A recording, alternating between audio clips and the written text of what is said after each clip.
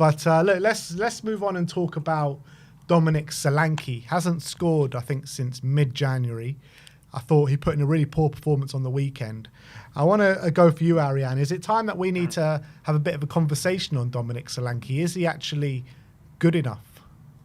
I still think he is good enough. I think part of I think isolating him is kind of just a weird decision. The whole team's underperforming, right?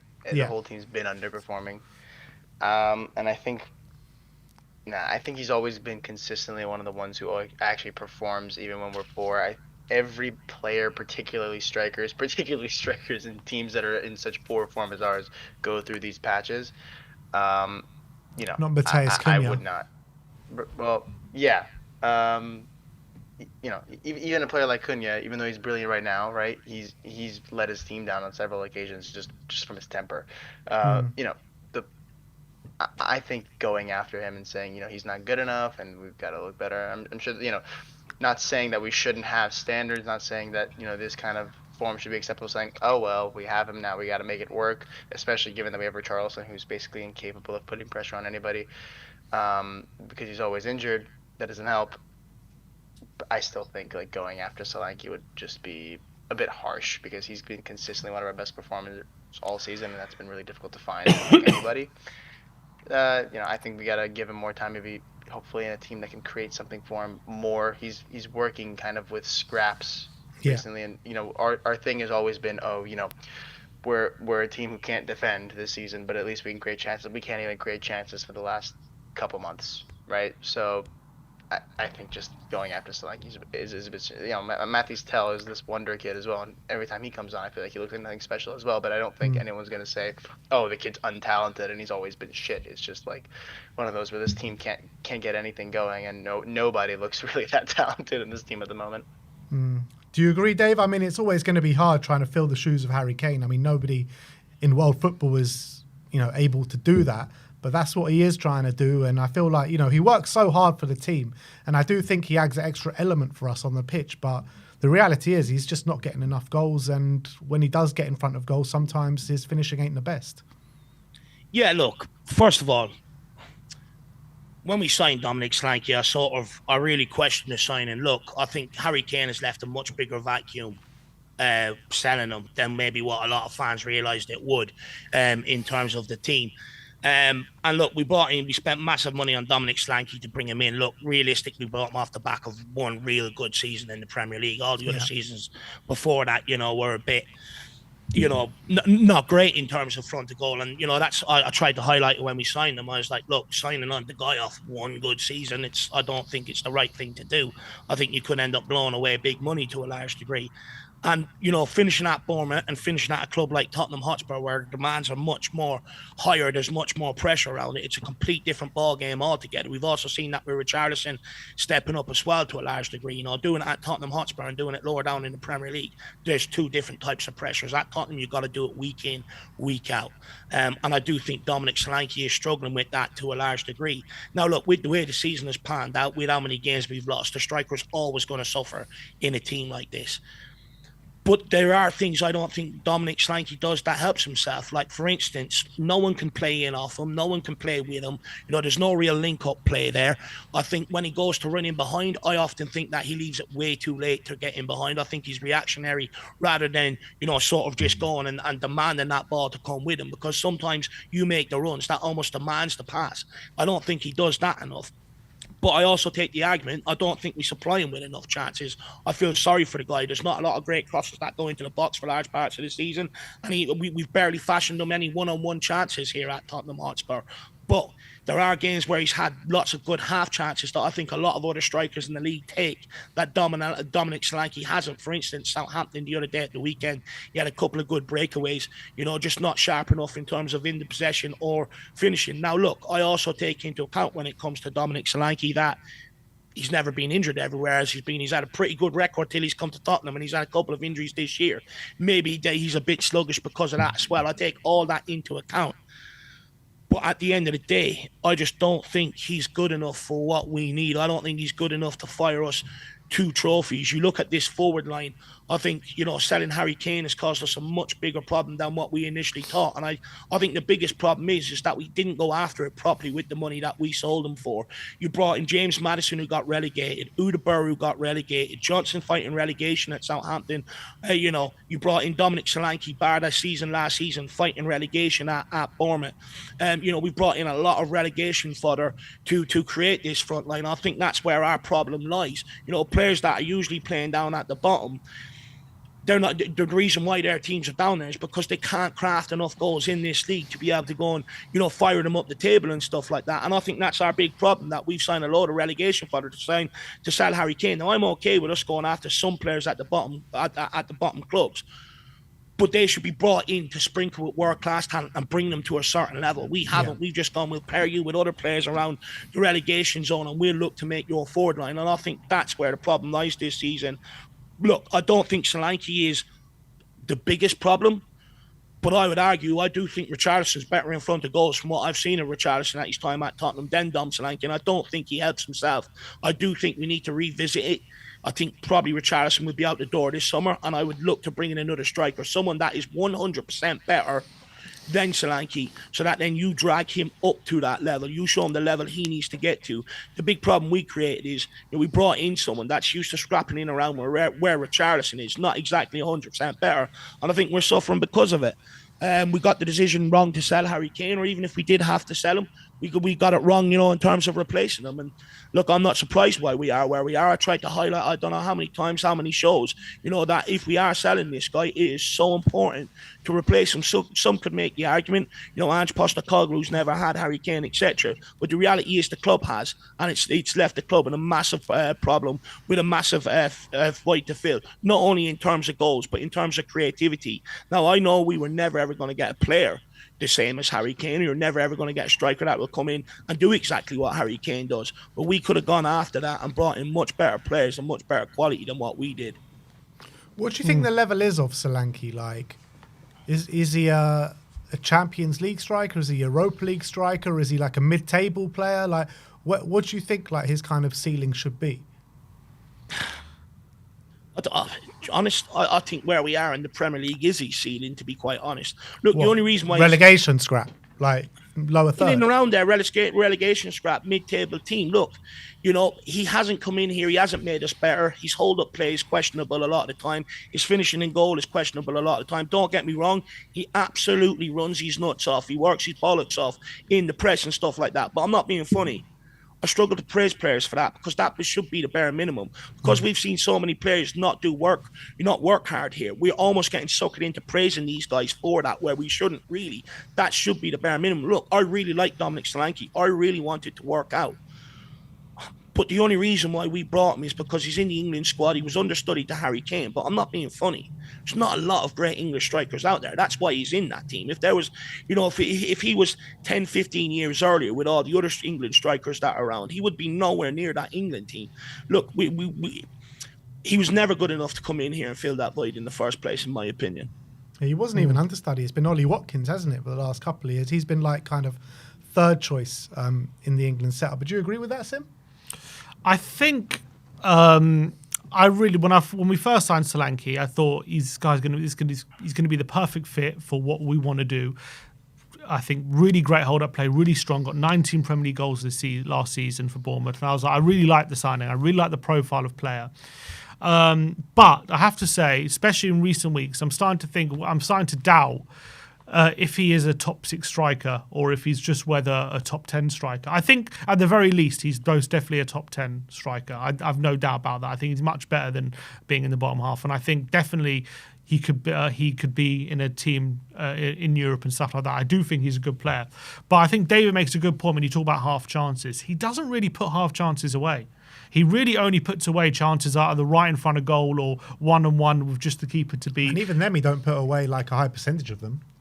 I think when crosses come in and he gets ahead of his marker and gets headers in and gets finishes inside the 6-yard box and stuff like that, he's quite good at that. But when first time finishes, but when it comes to chances at tight angles, when he's asked to bend one into the far corner with finesse, when he's asked to do get the ball, shift and shoot kind of finishes, he just doesn't. He's not really good at those, to be honest. And when you've got strikers in the top six like Isak, and you've got Haaland, and these strikers who gobble those chances up, that's the kind of level you have to reach, to be honest. And I think at the moment he's not quite reaching that level. Now, the frustrating thing is, when he got injured, he was starting to get kind of goals and assists fairly regularly, and then he picked up an injury, and it's kind of set him back a bit. So I kind of feel for him in that sense. I think during December, he was in quite a good run of form, and obviously January we had a lot of problems, but I think he scored a goal or two, getting a few assists, and then he had that injury, and since he's come back from that injury, he kind of hasn't quite looked fantastic since he's come back from the injury. I think against RZ in the home game he was quite good, but other than that, he hasn't quite hit the ground running. On Sunday, I thought he'd looked quite sluggish. I thought he struggled against Bednarek and Harwood Bellis, and these kind of he struggled to really dominate them. And maybe it's a case of him just finding his rhythm again. And I think when it comes to his hold-up play and his strength, I do think those are really good assets to his game when he's at his best, when he's physically at his peak. I think those are really good assets. And I don't think we make most use of his aerial dominance and his ability to get headers and on goal and things like that. So I think definitely we don't play to his strengths on those kind of occasions enough. I do love his pressing and things like that. I think if he was to really get his finishing to a much better standard, this guy's easily like a top 6, top 4 striker, 100%. Whether he's a title challenging striker, I don't know if he's ever going to reach that level.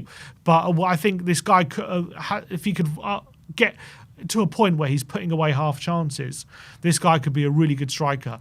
I don't think he's ever going to be elite, to be honest. I just don't think he's like when I look at him technically up against someone like an Isak, I just don't think he's ever going to be as good as someone like him in front of goal. You say he's good at taking those gilt-edged chances, but there's been so many games we've gone this season where we've dropped points. We're just like, if only Solanke scored those kind of sitters that he missed. I mean, it's been way too many times that Solanke's kind of missed those kind of chances that you're talking about this season. I think he's missed chances. Every striker misses chances, but I think in general, he's quite good at putting those chances away. But I would say it's those half chances where a Kane would, where if those kind of chances where if it falls to Kane, it's a real good chance. But when it comes to Solanke, you just don't really back him to score. One of those when it's from a tight angle on the right hand side of the box, you ask him to smash it across the face to go into the far corner, where Kane would just gobble that up. You just don't really see Solanke doing that too often, and that's where you want your elite striker to be putting them away. Now, he's 27? Is he ever going to reach that level? I think there are obviously doubts about that. I like him. I think he's a really good player, and he's not far off being a very, very good striker. But from what I've seen of him this season, I think he might just be in the good rather than very good category, and that's what I'm worried about. You also look at the amount of games that we've lost by a single goal this season and stuff like that. That's where Harry Kane always made the difference. The year we sold Harry Kane, he put 22 points on the board with equalisers and winners that season. And I think that's where we're suffering. That difference maker in the moment, someone that can step 100%. Up and drag you through a game. That's what we really needed to replace, and I think that's where we failed. So many people have relied on him at Tottenham Hotspur all these years to do that. Now, people can point, well, we've got to concede less. The reality is we've always conceded goals at Tottenham. The only guy in my lifetime where we've been solid was underneath Pochettino. Apart from that, we've always conceded goals, and since then we've conceded a lot of goals, even under Jose Mourinho, even under Conte, who are famed for their defensive. But the reality is you had Kane and Prime Son, who came as a partnership, and they put points on the board. You've sold Harry Kane. We're losing dropping so many points, by one goal and stuff like that. But there's your problem. You bring in relegation fodder, you become relegation fodder. I tried to warn of this situation for 2 years. I still think this is just quickly on my point with Solanke. I still think he's a striker who could definitely get you 20 goals, but you definitely need to start creating more chances for him to do that. He's not a striker who's going to give him a sniff of goal and he gets you it clinically. He's a striker who you need to create multiple chances. That's what Bournemouth were doing last season, just continually creating lots and lots of chances for him. I think his XG was 20 and he scored 19 goals. He always kind of underperforms his XG because he's not the most clinical, but if you give him the chances, he will score enough goals. Ariane, do you agree with that? Do you think he can be? Do you think he's not good enough to be a top 4 striker? I wouldn't say that he's not good enough. I think the way I think about it right now is, do I think Arsenal would be in a better spot in the title race if they had Solanke? And I think yes, they would. I think they would. if they had Solanke instead of, to be fair, they have even worse than him. Like they have Havertz, so it's not as if the bar is very high. But I do think Arsenal would maybe be on Liverpool's tail if they had someone like Solanke. Uh, so it kind of says, the quality of our team makes it difficult for him. And when I am on Stell's show, the point he kind of makes is like Solanke last season was the striker with the most headed goals in the Premier League, and we've given him fuck all like chances in that That's regard so all true. year, That is right? so true as well. So we're really not playing to the guy's strengths. So can we really say, oh, he's just shit? It's like, well, we bought him, and this was what he was good at, and we've given him like nothing that he excelled at. So how can we point at him and say you're the problem? I think it's harsh. I definitely think if he was at Arsenal, where they do find a lot, especially from corners, and they find a lot of crosses, they play a type of football that I think is even more suited to him. Yeah, they absolutely. You could make an argument that they could be in a much better position to challenge Liverpool, who are kind of maybe starting to falter, but not right now they're not, because they're starting to falter even harder. So I think he could be a striker who could be among the Golden Boot race. I think he could be, for a very, very good team, even a striker that could win the league, just not at Spurs where we're at this dire. He's not Harry. He can't drag a team up. He can't. He cannot, but he can excel in a team. Yeah, that's the point I'm making. I think he's a good striker, and I'm saying he can excel, but he's just not at the level of we know that, but like when you compare him to like Kane and Isaac and these kind of strikers who kind of like, doesn't matter how bad the team's playing, they're always just going to get goals and things like that. They can make things for themselves. If you give them half a sniff and goal, they can gobble it up. He's just not that kind of level. And that just kind of, for me, that kind of stops him from being in that elite category, and like it kind of just puts you in the good category for right now. There's not many strikers. But a good striker can get. Look at Wood. I wouldn't say he's elite either. He's on his way to 20 goals. Yeah, you can do it. Just a one-off season. I'm just saying you can do it. You can have a good season. Yeah, I agree. But I agree. Like Solanke did do it last season. Yeah, I think he's a good striker, but he's just not like elite. But the strikers that you're talking about, the Isaacs and whatever, like these caliber of strikers are just so few and far between. We're never getting a striker of that caliber in through the door. So I mean, what direction do we take it in the summer? There's two strikers that are on the market in Jonathan David, a free transfer, and Liam Delap with 40 million release clause. I know Liam Delap, David, goes back to your point saying buying more players that are just used to like relegation scraps. Would you take any of those two strikers, or who else on the market are you looking at? Look, for me, I think if we were selling Harry Kane and we'd done our homework, we should have identified someone like Victor Gyökeres a long time, a couple of while ago. I think even when you're selling Harry Kane, you made that decision. We should have went all after Victor Gyökeres. I watch how he leads that line for Sporting Lisbon. I think he is a player that, he will be one that will bag goals. He will lead that line. If your team's having a bad day, he will produce that moment. That's the sort of striker we need. Someone like Dom Solanke, he requires balls into the box and go and score with his head, but there's so much more to being a striker at Tottenham. You have to be able to play with your feet. Whenever we've had strikers in my lifetime, we've had strikers up front. Even when we brought in Peter Crouch, they could all play with their feet. They could all produce magic with their feet, and that's what we need at Tottenham. I think Victor Gyökeres is a player like that. Look, I really like Liam Delap, but again, he's only had one season down there fighting with Ipswich. But what I would say, when I look at him compared to someone like Dominic Solanke, Dominic Solanke had a good season, last season at Bournemouth. But like someone like Liam Delap, he bullies defenders. He's different. He's strong, he's physical, he's fast, he's one in behind. Look, ideally, I'd like to go after both. Bring in Victor Gyökeres and have Delap there as well. And they're your two options. It's never going to happen, but Victor Gyökeres would be the guy I'd be going after. I think he's absolutely perfect for what we need. Well, I think Gyökeres is out of our range now. I can't see any sort of world where Gyökeres... I can't see any world that Gyökeres comes to Spurs this summer. I think he's destined for someone like Arsenal. I think Arsenal are going to go get him. But if they do, they'll get the benefits. They'll probably go on and lift the trophy. While we're sitting here moaning again. Of course. What do we want? Where do we want to be? How long are we going to persist with Dominic Solanke and Richarlison knowing it's not working? This is what we constantly do at Tottenham. We're bringing in players that don't work. We allow them to see out the 4 or 5 year contract that we've allowed them to sign without really producing. If we really have any ambitions, one of them should be gone this summer, and we should be going after it with real ambition. At the end of the day, they made the decision to sell Harry Kane. They tried to do it on the cheap. They didn't get it right. Go out and do it again. and fix the problem. Go all out, show a bit of ambition. This is why they're getting protests against them, by the way, because the lack of ambition. Show some ambition and go and put in a bid, go and tempt it. If it's a case where he chooses to turn it down and go somewhere else, fine. But at least put your bloody name in the ring. I do think Solanke is fine. I don't think he's I don't think he's a problem. Like, I think. Need someone else with him, though, don't you? I think some competition wouldn't hurt. I wouldn't sell him or anything. I think he's a good striker, and he can be a good striker for us. I just think, especially right now, obviously in a team that's struggling, whereas if you had an elite striker like Kane, he would still score, be banging the goals left, right, and centre. Obviously, Solanke's not at that level where he can kind of lift up a team, like I think it was Ariane was saying before as well. So I think in a well-functioning team, I think he's not a problem. But when the team isn't quite functioning, I think he's not the kind of player who's going to just continue to get the goals regardless. So with selling Richarlison, what striker would you like to bring in? Is it a Liam Delap for 40 million? Is it going to be a Jonathan David on a free transfer? Could it be even someone like a Benjamin Sesko? Because if Arsenal are going to go for Gyökeres, that means Sesko's back on the market. So who would you like to see? Any of the above. I'd like all three of them. I think all three of them have their strengths, and I think we could do with some competition. We know Richarlison needs to go out the door.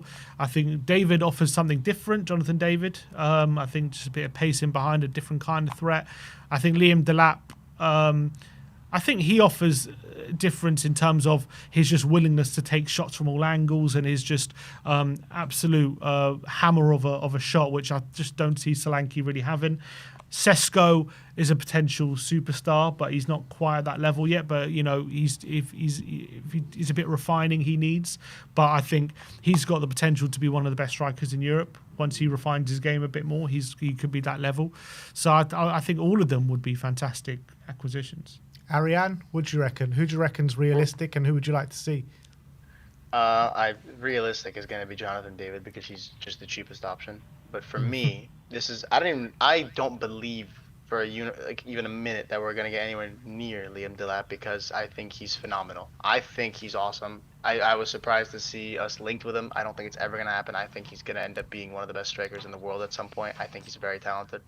I love watching. He just feels like, one of the strongest players, one of the strongest strikers I've seen play recently. I've never, I feel like recently a lot of strikers are kind of like pussies, to be honest. They don't seem. You think he can get close to Harry Kane levels?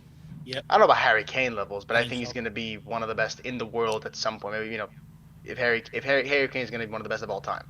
I don't know if he's going to be like that, but I think he's going to be elite for sure.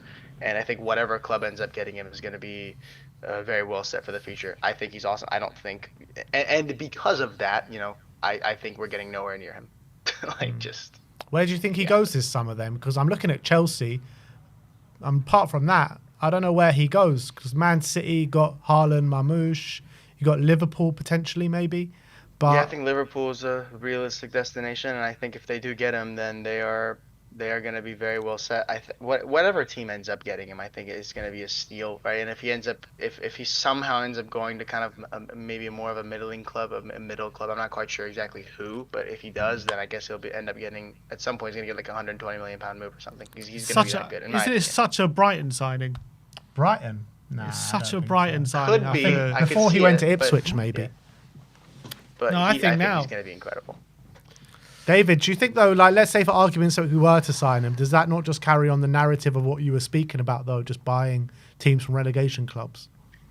Yeah, to a large degree, but I think that's then if you are going to buy him, then you look at bringing in someone quality out on the right-hand side, to provide him and stuff like that, and, help show him that that's a level he needs to reach to. What we can't do is just sign him and go, he's going to solve all of our forward problems. You got to sign. Look, at the end of the day, scoring goals is the hardest thing to do in football. They've always said that. And it's the hardest thing to do. And quality matters. A lot of this season, we're relying on players. Some players like Maddison, who's on it 1 week, off it another week, and then you're relying on players who are learning on the job effectively. It can't keep going like this. If we want to compete for trophies, you've got to have quality there. You just have to. Quality matters. Yeah.